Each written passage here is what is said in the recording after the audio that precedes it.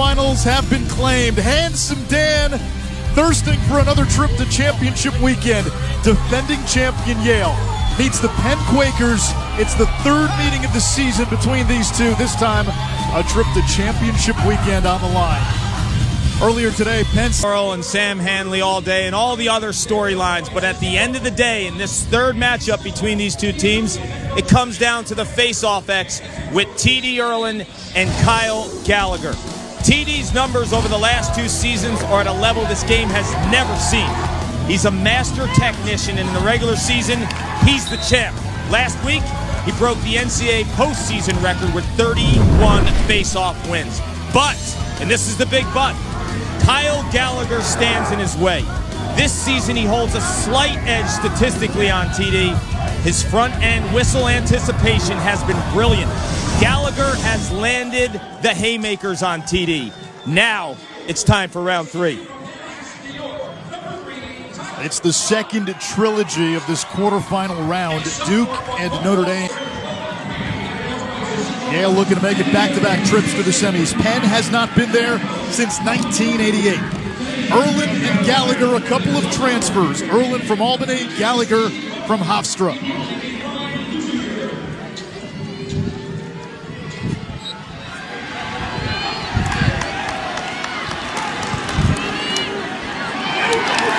And TD Ierlan takes the opening face-off.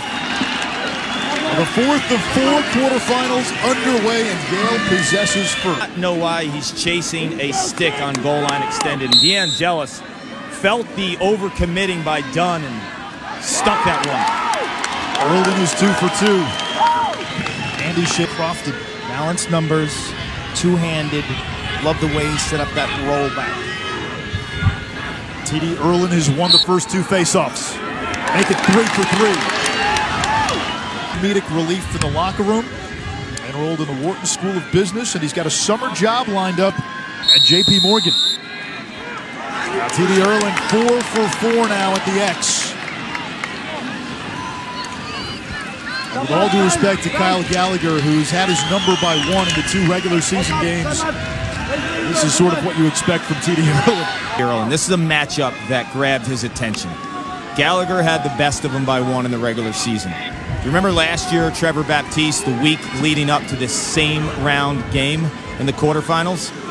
TD Ierlan was ready. And when you talk to a lot of face-off specialists, I talked to Andy Towers, who's coaching in the PLL. He told me, great hand speed with good technique beats good speed with great technique every time. So these guys are both technicians. It's all about the hand speed. He lunged at him with his head down, and Matthias just read it, man. In the 4 previous meetings where Fake and Matthias have done battle in that department. And then zone offense. If Penn does show some zone D, the Eli struggled against that. His previous 3 games, 5 this year, 7 in the Ivy League tournament last season. The subtlety on that play, though, when you watch it again, Brandow basically picks the slider, the double team man. Defense converges on you. That is a senior play by Goldner because he catches it inside and he knows the pressure's coming in. Kicks it out to Bartolo.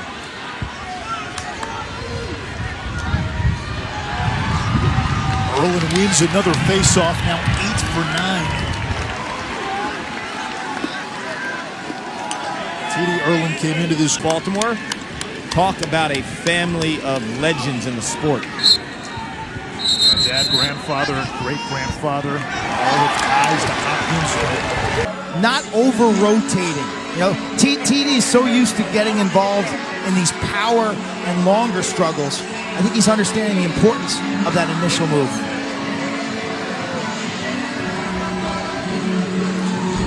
The times for the semifinals have been set. Virginia and Duke will play in the first game at noon. Penn State against the winner of this game at 2:30 Eastern.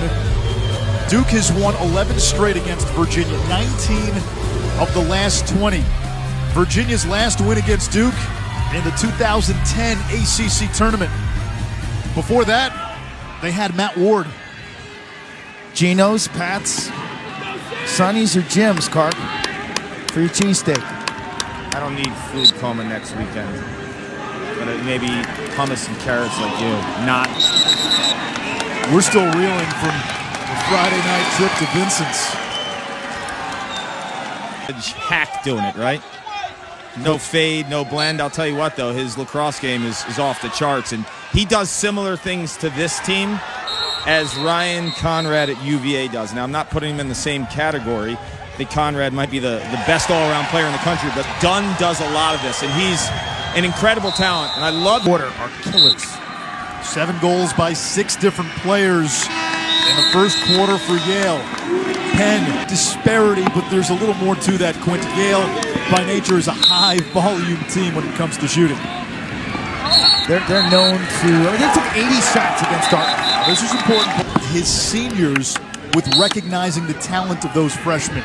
And in a lot of instances, those freshmen playing ahead of underclassmen. Sometimes he says that can get a locker room askew. In this case, it helped fortify the locker room, and the seniors have rallied around the 16. The only teams that have been to championship weekend more than once, Maryland and Duke. Maryland 3 times, Duke twice. That's the last 4 seasons. So a lot like Yale did when he was playing defense. That short stick kind of overcommitting, trail checking, tucking it in, and man, that guy has a game from a switchblade standpoint that is pretty legit. You see him everywhere on the field. Clark, go back to the faceoff X for a moment. Penn 4-0 this quarter.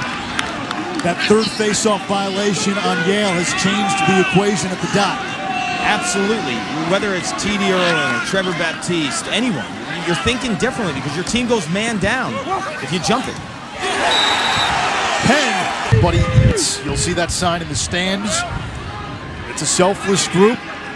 A lot of different players can fill up the scoring column. That's been the case so far. 8 goals by 6 different Quakers. Ierlan wins this faceoff to himself. Guys, who's on the front end of this whistle? TD is playing with a bit of fire. If he jumps, Penn goes man up. TD Ierlan takes the draw. Coordinate. Well, only 10 goals heading into today, and from a scouting standpoint, Penn's slow to go. They're almost daring Kotler to make that move. They'll slide differently when Joey Sessa has the ball, or a guy like Jack Tide. They're going to hold on Ierlan, so Penn.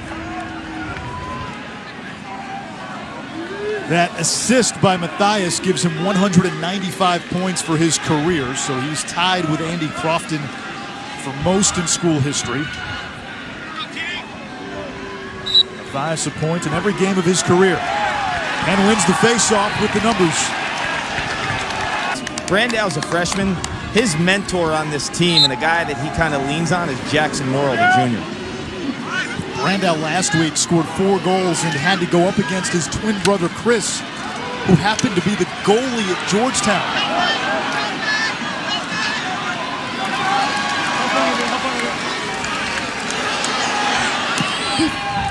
Nobody picked up the man, and Gallagher scores. He kept on going and going, and nobody slid to him.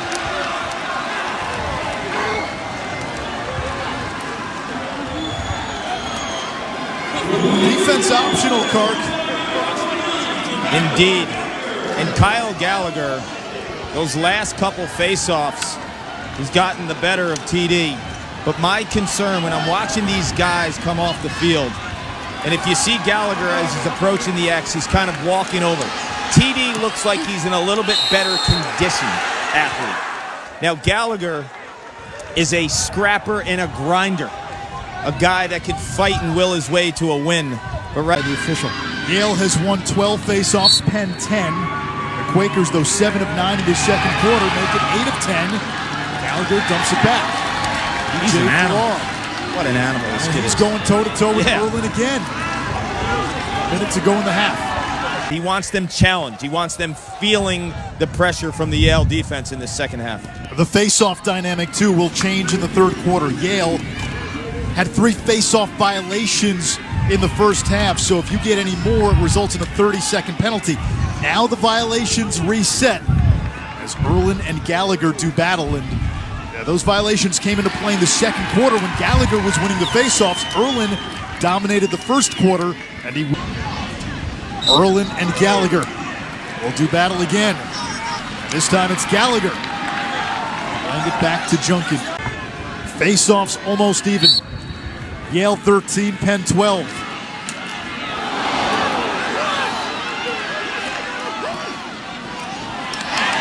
14-12, Yale as Ierlan wins this one.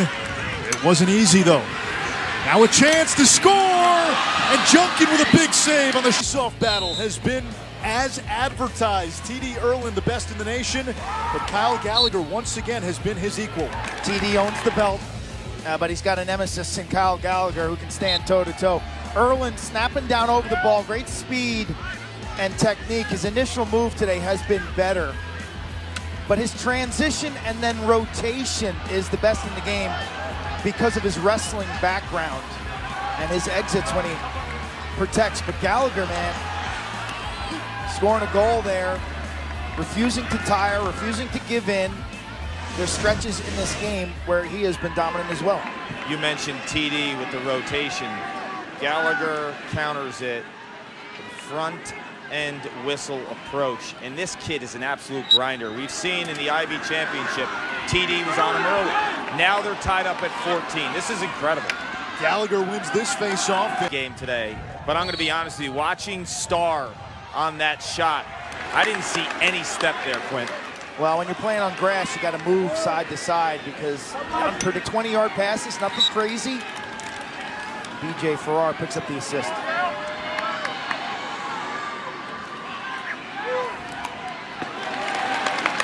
Face-off won by Yale. Defending champions and the Ivy League champions tied at 14. Face-off violation, this one on nodded at 14. TD Ierlan and Kyle Gallagher at the face-off X. Another battle between these two like it's been all season.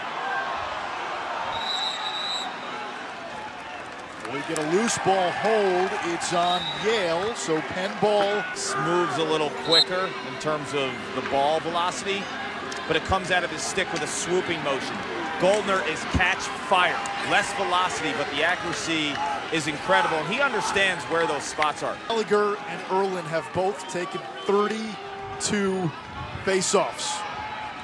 What's the fatigue level from your vantage point? Kyle Gallagher is one of those old school grinders, man. This kid mentally is so tough because the game didn't start well for him. TD Ierlan was owning these early face-offs against Gallagher in the first quarter, but he sat back. And something has changed with Lucas Kotler as he's playing the game of his career today, the lefty. Gallagher still fighting Ierlan, wins this face-off. Gents, do you know who Lucas Kotler's high school teammate was in the same class? Mac O'Keefe, yeah. Imagine being opposing goalies playing Syosset, seeing that heat, and then on the lower... Championship weekend, this is a game, it's worthy of being played on Memorial Day. Two teams who can win the national title, no doubt. And I think it took the lacrosse world a bit of time to figure that out. You know, Penn started 0-3, but just plugging their tapes. If you've never watched lacrosse before this weekend, you started tuning in, I think we may have made a few fans for life. Incredible theater from Hempstead to East Hartford. We had the Loyola Syracuse game in the Maryland town. Second all-time in assists at Yale behind Ben Reeves, and he's only a junior. 7 points today after 5 in round 1. And Yale with a 2-goal cushion as we come up on 3 minutes to play. Ierlan wins the faceoff.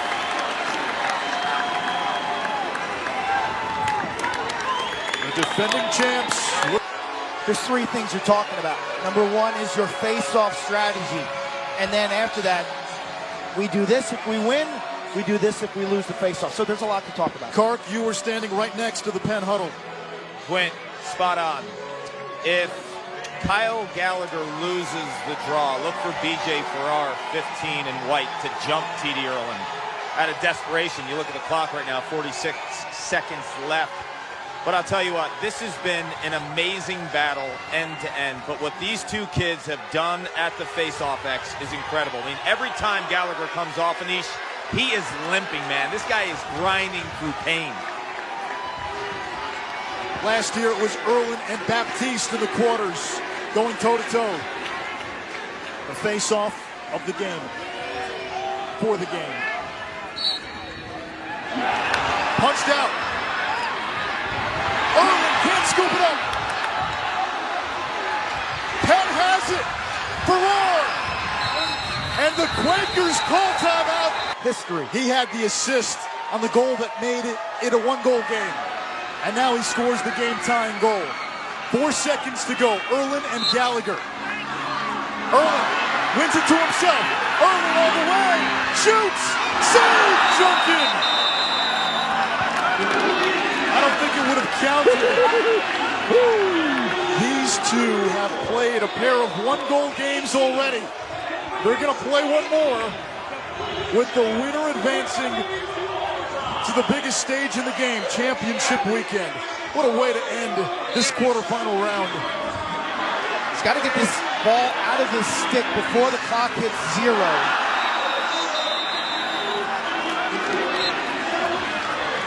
Would this have counted?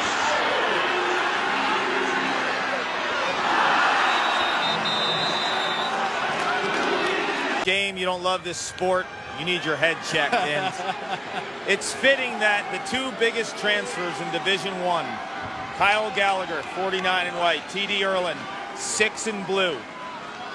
Such impacts in the Ivy League, in the sport. Now it comes down to potentially the last possession. Who is whistle ready? Gallagher, the Hofstra transfer. Ierlan, the Albany transfer. They battle again. TD Ierlan wins the face-off. Jackson Morrill, 7 points today. He'll go right out of Anchik.